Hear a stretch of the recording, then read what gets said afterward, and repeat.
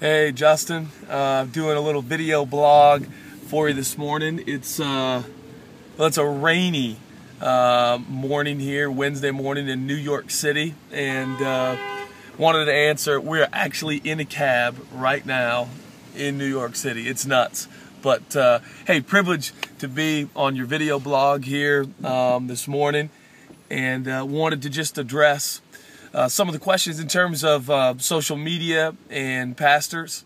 How does that work? Is it healthy? Is it right? I'm sitting next to my wife right now, and she says hi to everybody. It was Christmas time that Chelsea actually asked me for Christmas. All she wanted for Christmas, I kid you not, was for me to take a week away from my phone, and you liked it, didn't you? It's the best Christmas present ever. So, first of all, I have to admit, let me be really honest and candid and upfront, and that is that, look, I struggle with addiction, okay, when it comes to Twitter and Instagram. I think sometimes it becomes just a bit of a habit, and you want to go there and just check things out, and I think it certainly can be detrimental to our maybe to our ministry, but more importantly to our home life, our family life. Wasn't too long ago that my 8-year-old, actually I think it was my 6-year-old, who said, "Dad, you're always looking at your phone," and that was definitely challenging.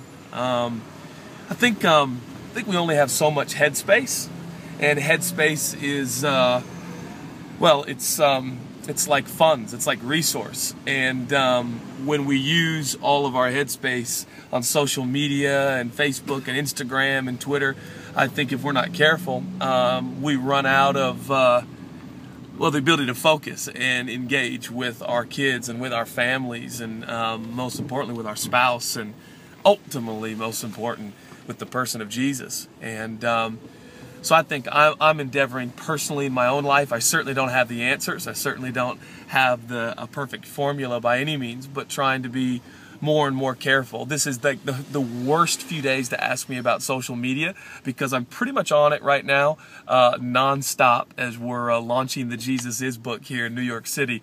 But I think in general, in normal circumstances, everyday life, as we're doing it in Seattle, doing my best to turn off my phone a lot more.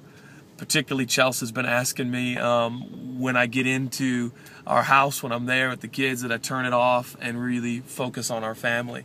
I think that the biggest issue is that we don't get caught up in comparing ourselves.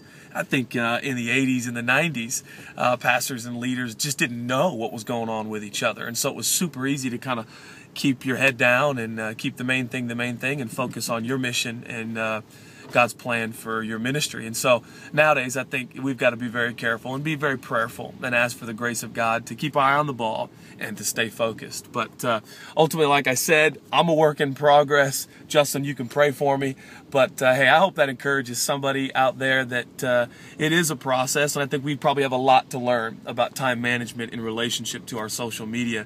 But I am encouraged that hey, each and every one of us have our own grace and our own ability, and God has graced us, and like Paul said to Timothy in 2 Timothy 2:1, "You therefore, my son, be strong in your grace." And I think it's imperative that we stay strong in our grace and do what God has called us to do, and not compare ourselves amongst ourselves. Hope that encourages you today. Justin, privileged to be on your video blog, and hello again to everybody out there. We love you, and well, I hope maybe someday to be on the blog again. Thanks, Justin. God bless you, everybody.